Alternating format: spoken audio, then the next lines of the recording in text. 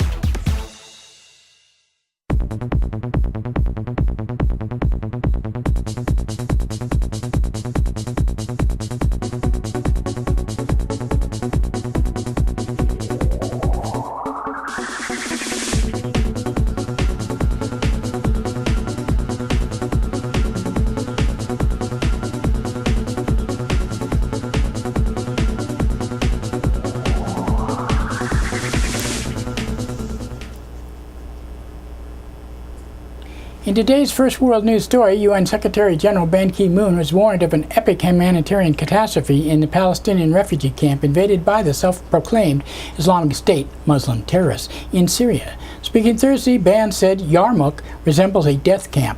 The Yarmouk refugee camp is the deepest circle of hell. After more than 2 years of merciless siege, 18,000 Palestinian refugees and Syrians are now facing held hostage by the Daesh and other extremist militants, Muslim terrorists. A refugee camp is beginning to resemble a death camp. Residents of Yarmouk, including 3,500 children, are being turned into human shields. They face a double-edged sword, armed elements inside the camp and government forces outside. Palestinian officials have rejected the possibility of joining with the Syrian government to oust the ISIL militants, Muslim terrorists. For the statement from the Palestinian Liberation Organization, or the PLO, contradicts the earlier statements from the PLO's envoy to Syria, suggesting Palestinians would join in a military action. And in Iran, Supreme Leader Ayatollah Ali Khamenei has said that there is no guarantee of a final nuclear deal after Iran and world powers reached a historic framework agreement last week. In his first comments since the agreement was reached, Khamenei declared all economic sanctions on Iran must be lifted on the day any final deal is signed, and said foreign inspectors would not be allowed into military sites. And he said, if you ask me if I support or oppose a nuclear agreement, I neither support nor oppose it because nothing has happened yet. Nothing has been done yet. The whole issue lies on the details that they are meant to discuss one by one. Khamenei's remarks may have been designed to placate hardliners opposed to the nuclear deal. Negotiators will seek to reach a final agreement before the June 30th deadline, as they keep kicking the can down the road. In the United States, massive tornado has torn through Illinois and other swaths of the Midwest, destroying homes and leaving heaps of debris in the streets. At least 2 people were reportedly killed in Fairdale, Illinois, where most of the town's buildings were damaged. In South Carolina, authorities have released police dash cam camera video of the day North Charleston police officer Michael Slager fatally shot Walter Scott. Slager is charged with murder after a bystander's cell phone video showed him shooting Scott in the back as he fled. Dashcam video did not capture the shooting but does show Slager approaching Scott's vehicle after pulling him over for broken brake light. Two converse, and after Slager returns to his cruiser, Scott gets out of his car and begins to run. His family said he may have fled because he was behind on his child support payments. Meanwhile, activists in North Charleston are calling for the Citizen Review Board for police and city officials, saying the shooting is evidence of a long-standing pattern of racial bias. Scott's brother, Anthony Scott, said the pattern applies to both people of color and the poor. He said, well, I wouldn't say it's just an African-American thing, it's also be a minority thing. It would be a racial profiling type thing in the city of North Charleston. And I mean, if you're a Hispanic or if you are, I would say, low-income white American, it's just that they would be affected just as well as the African American. But yes, I think they do stereotype in the city of North Charleston people of this sort. In St. Louis County, Missouri municipal courts have agreed to adopt a uniform standard for fines and court costs. The move is a part to overhaul the following of the fatal police shooting of Michael Brown in Ferguson, and Justice Department report which accused police of acting as a collection agency to run the city off exorbitant fines. The municipal court in Ferguson issued 10,000 more arrest warrants in 2013 than there are people in the city, mostly for driving-related offenses. In Mississippi, two young white women have been sentenced to prison for their role in 2011 murder of African-American man Shelby Brooks Richards and Sarah Adelia Graves, admitted to recruiting fellow teenagers to travel around Mississippi capital of Jackson looking for black people to assault. Both were in a pickup truck when the driver mowed down James Craig Anderson, killing him. Richards admitted she yelled a racial slur and encouraged the driver to beat Anderson and run him over. Driver was previously sentenced to 50 years in prison. The 5 other white men received lesser terms. On Thursday, Richards was sentenced to 8 years and Graves to 5. In New York City, Ramsey Orta who filmed the police chokehold death of Eric Garner in Staten Island, will spend another weekend in Rikers Island jail after a prosecutor demanded scrutiny of the donations used to pay for his bail. Orta's supporters raised nearly $40,000 to pay his bail bond so he could be released from Rikers, which is where he is being held on a drug charge, but Orta's lawyer says the district attorney demanded a bail source hearing to determine if the funds were obtained illegally, even though they were publicly raised through the website GoFundMe. Orta and his family saw police have targeted them over Orta's filming of Garner's death, but he's still in jail. In Sacramento, California, an African-American activist is facing up to 4 years in prison for lynching after she allegedly tried to pull a fellow protester away from police. Under a 1933 California law designed to protect black people from white mobs, the act of attempting to free someone from police custody can be defined as lynching, a felony offense. The law has been used repeatedly against activists, including Malay Hampton, who was arrested for her actions at a protest against police brutality.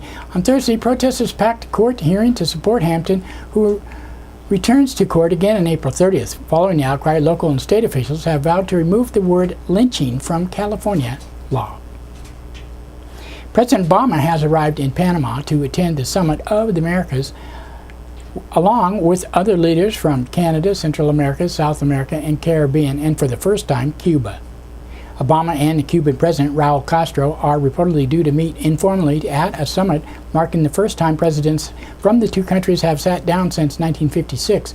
Meanwhile, on Thursday, Obama announced the State Department has finished its review of whether Cuba should be removed from the list of state sponsors of terrorism, but said he would wait until received final recommendation from the White House advisors. He said, as you know, there is a process involved in reviewing whether or not a country should be on a state sponsor of terrorism list. That review has been completed at the State Department. It is now forwarded to the White House. Our interagency team will go through the entire thing and then present it to me with a recommendation. That hasn't happened yet. Fights broke out ahead of the Summit in Americas Wednesday when anti-Castro Cuban demonstrators tried to lay flowers at the bust of Cuban patriarch Jose Martel near the Cuban embassy in Panama City and were confronted by a group of pro-Castro activists. Cuban delegates also protested over reports that the former CIA-backed paramilitary officer Felix Rodriguez was sent to kill Che Guevara in Bolivia in 1967, was meeting with opposition groups in Panama City. An immigration rights activist who was deported 6 months ago after warning he could be killed if he returned home to Mexico, has been fatally shot in Mexico's state of Guerrero. Constantino Morales reportedly served as a police officer in Mexico, where he denounced drug trafficking and faced attempts on his life before coming to the United States to seek asylum. He was deported in September after his asylum bids were rejected. He leaves behind 6 children. Morales' former activist group, Iowa Citizens for Community Improvement, called on Congress to pass immigration reform. There are too many of these preventable stories. And Hillary Clinton is reportedly poised to announce her candidacy for the Democratic presidential nomination this weekend. The move comes, or it would have done it by Monday, according to the reports. The move comes as a new investigation has revealed Clinton close ties to Canadian oil company with historic alleged violence in Colombia. The International Business Times reports that Clinton was Secretary of State. She backed a Colombian free trade pact she previously opposed over concerns about labor rights after the founder of the oil giant Pacific Rubiles pledged millions of dollars to the Clinton Foundation. The founder, Frank Giustro, now serves on the Clinton's Foundation board. Labor leaders say Clinton ignored accounts of attacks on union organizers in Colombia, instead backing a trade pact that benefited Giustro and other foreign investors. And former governor of Rhode Island has announced he's exploring to run against Hillary Clinton for the Democratic presidential nomination. Lincoln Chafee served as a Senate as a Republican and later became governor as an independent before becoming a Democrat in 2013. He was criticized Clinton over her support for the Iraq War. Chafee's father, John Chafee, also served as a senator, governor of Rhode Island, as well as Secretary of the U.S. Navy. And that's it for the World News today. Now, thanks to one of our underwriters who supports your only visual video news media in Nevada County. That's right, it's us, GVTV News.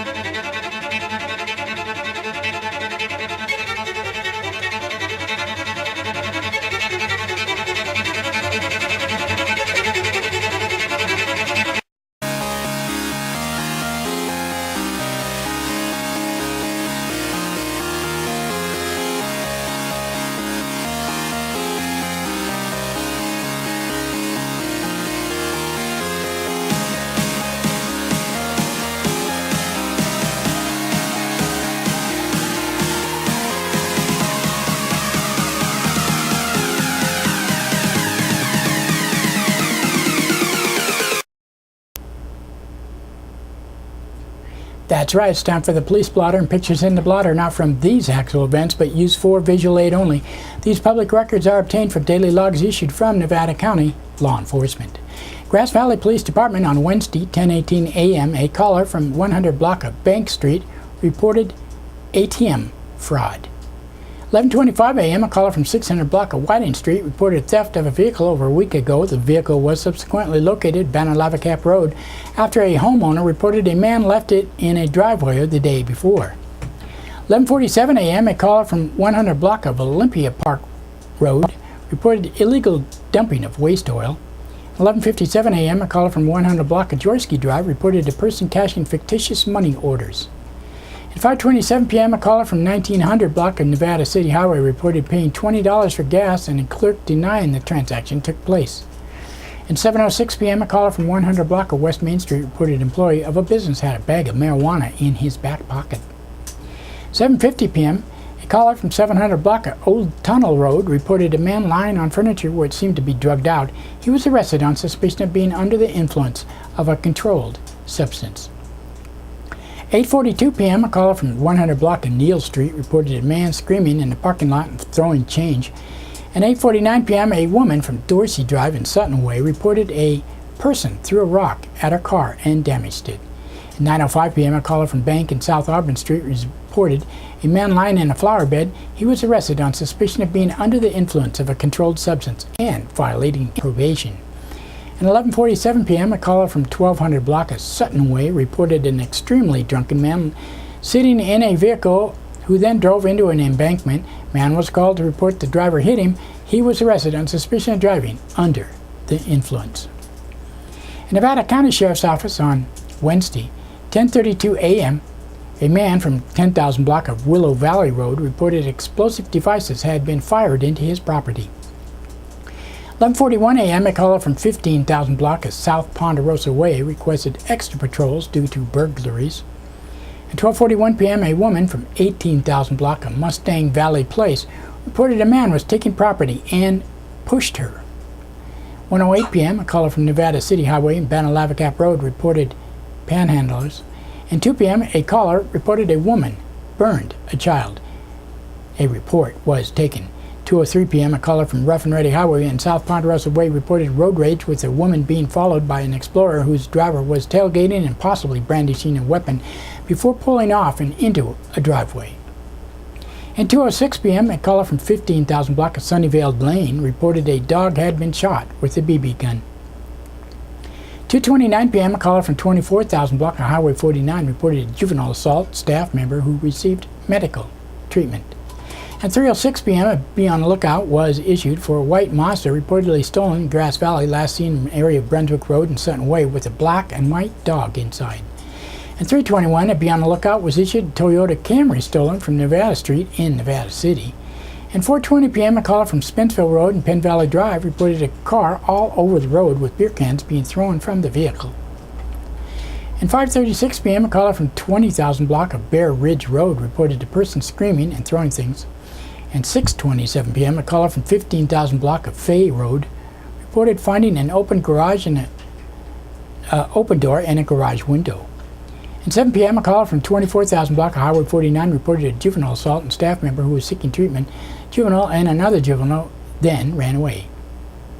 7:19 p.m., a caller from Oding Court reported dogs attacked a deer which might be stuck. It could not be located.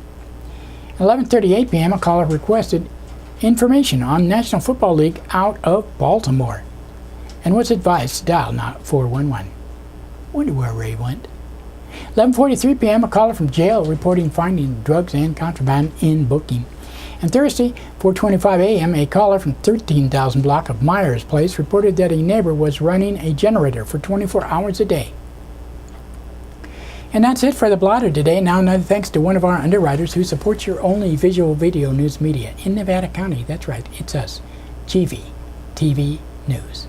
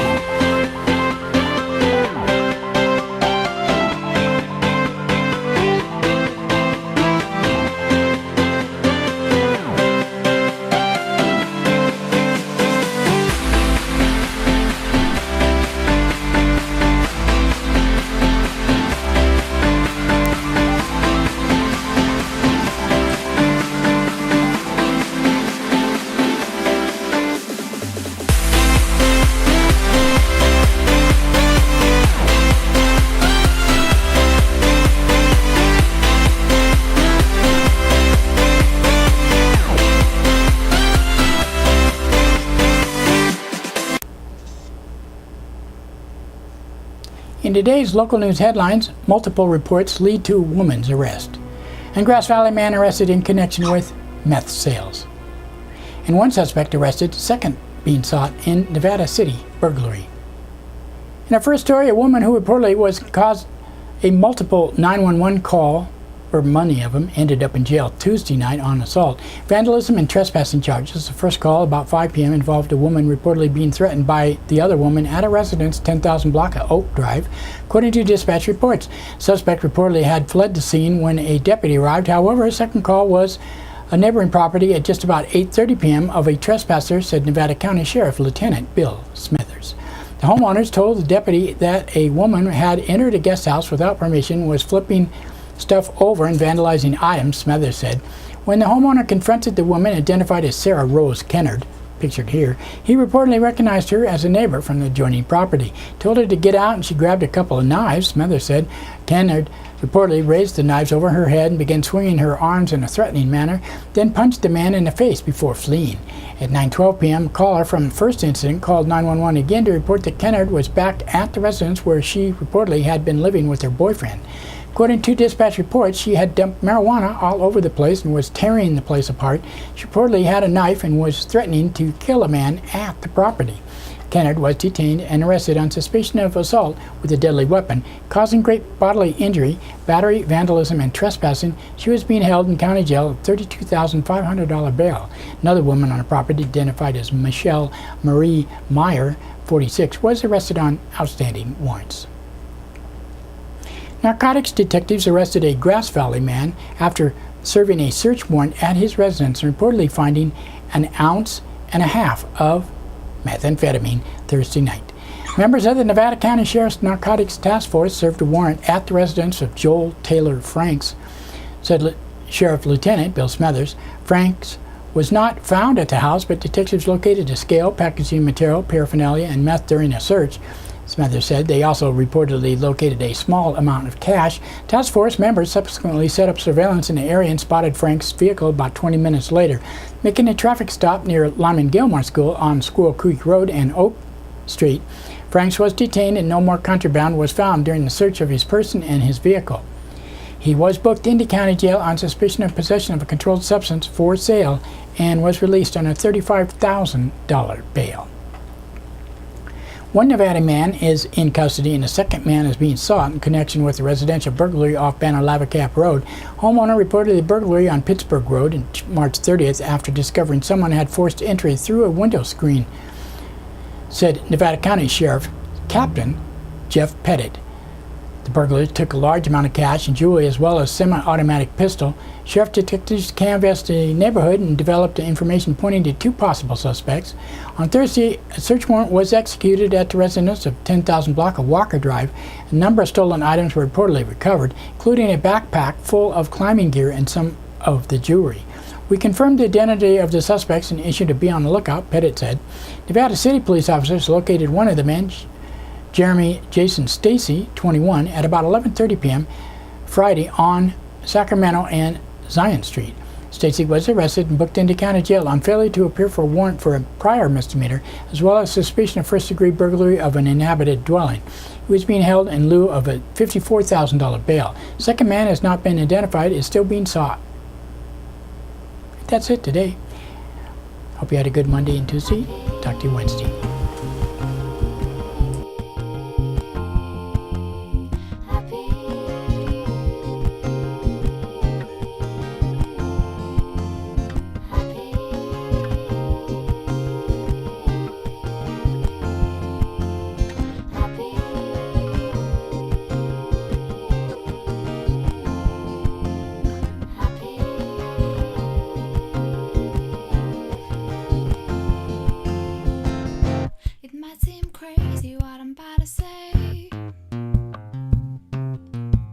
Sunshine, she's here, you can take a break. I'm a hot air balloon, I could go to space. With the air like I don't care, baby, by the way. Because I'm clap along if you feel like a room without a room.